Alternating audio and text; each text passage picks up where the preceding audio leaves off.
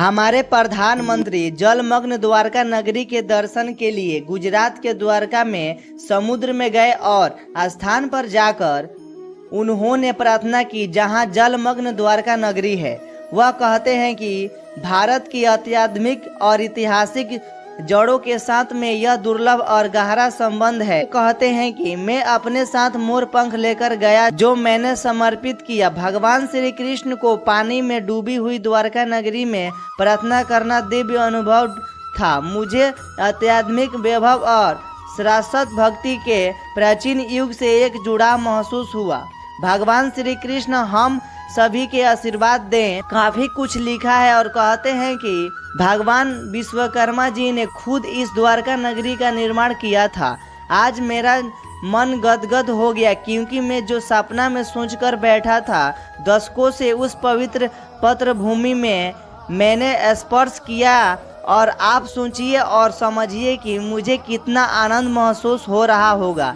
प्रधानमंत्री जी ने द्वारका स्थित मंदिर में द्वारका में जो मंदिर है वहां दर्शन किया। उसके बाद ओखा को बेट द्वारका डीप से जुड़ने वाला जो 2.32 किलोमीटर की लंबा समुद्र पुल है उसका उद्घाटन किया जो कि देश का सबसे लंबा केबल ब्रिज है।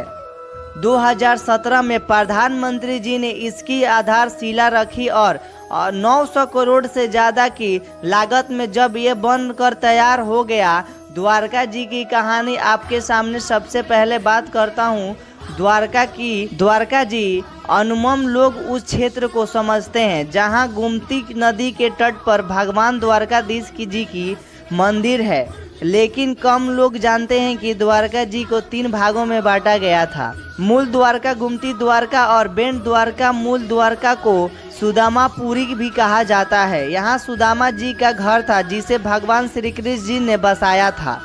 गुमती द्वार को वह स्थान है जहाँ से भगवान श्री कृष्ण अपना राज काज किया करते थे और भगवान श्री कृष्ण और सुदामा जी की प्रतिमाओं का पूजा होती है। कहा जाता है कि द्वापर युग में भगवान श्री कृष्ण का महल इसी स्थान पर हुआ करता था। द्वारका के न्यायाधीश भगवान श्री कृष्ण है। कहा जाता है कि द्वारका नगरी आज भी उन्हीं के कस्टडी में, इसलिए भगवान श्री कृष्ण भी यहाँ भगवान श्री कृष्ण को यहाँ भक्तजन द्वारकाधीश के नाम से पुकारते थे। कहते हैं कि सुदामा जी जो अपने मित्र से यानी श्री कृष्ण जी से भेंट करने के लिए आए थे तो छोटी सी पोटली में चावल लाए थे। इन्हीं चावलों को खाकर भगवान श्री कृष्ण ने अपने मित्र को दरिद्रता दूर कर दी। द्वारका नगरी समुद्र में डूब गई लेकिन भेंट द्वारका बची। द्वारका का हिस्सा एक टापू के रूप में आज भी मौजूद है।